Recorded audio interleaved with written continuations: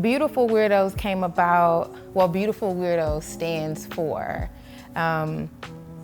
it stands for just basically standing in your own truth, in your own power. How the name came about is just crazy. So a friend and I were just talking, having like regular schmegular conversation, like talking about life, magic, just everything. And he looked at me and he was like, man, you're such a beautiful weirdo. And I was like, thank you, I'll take that. But it stuck with me because a lot of people don't like to have these weird conversations. They don't want to talk about, manifestation, mental health, journaling. They don't want to talk about those type of things because it seems kind of off. So it just stuck with it. So I was like, beautiful weirdos, that's it.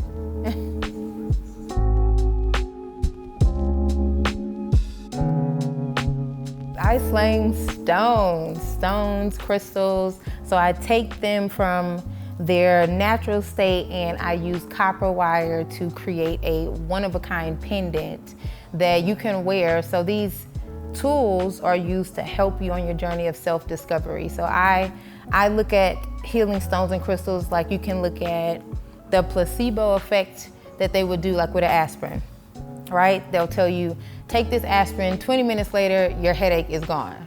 And 20 minutes later, you're like, I don't have a headache. But in reality, that was not an aspirin, that was a placebo, but in your mind, you knew that that pill was supposed to make your headache go away. So eventually you start to think it's about to go away, things are gonna change and your headache's gone.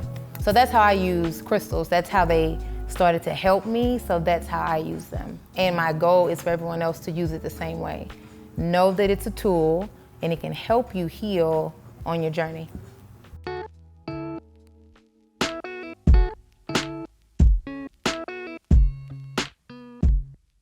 My journey started in 2015. My best friend suddenly passed away. It was unexpected, just like the worst heartbreak. During that time, I was heavy in church. Like, not saying I was a girl that go to church every Sunday, and I'm like holy roller, but I was heavy in church. I had my own practice. I was just building a relationship with God.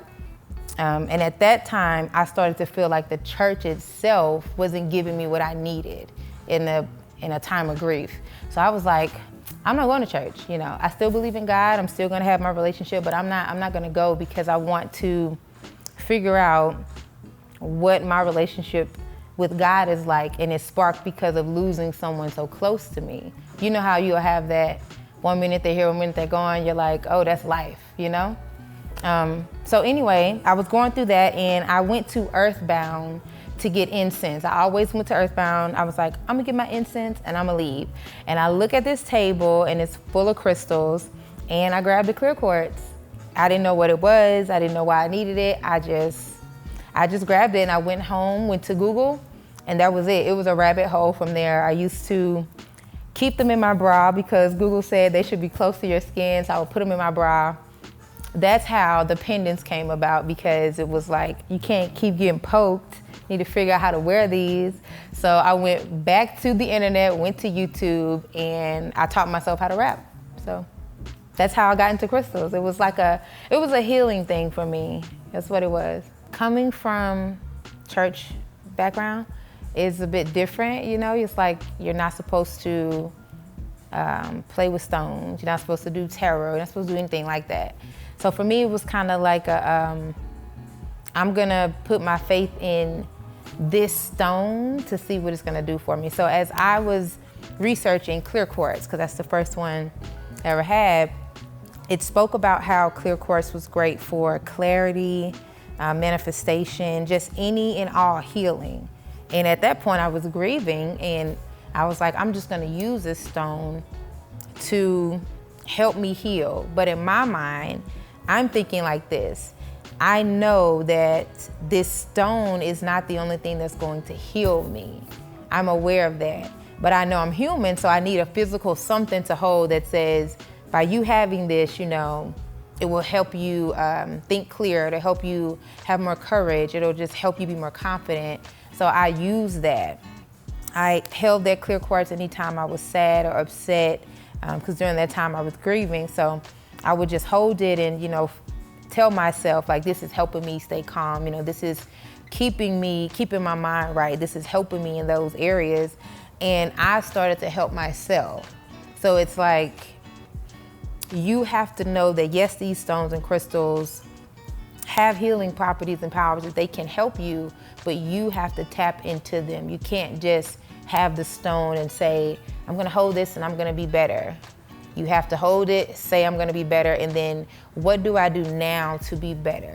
The message I would like to leave with the world is put yourself first. No matter what it is, and this is coming from someone, one woman show, okay? Getting shit done, put yourself first. Mental health is extremely important. Physical health is extremely important. Just having peace of mind and just peace all around. Make sure you have that.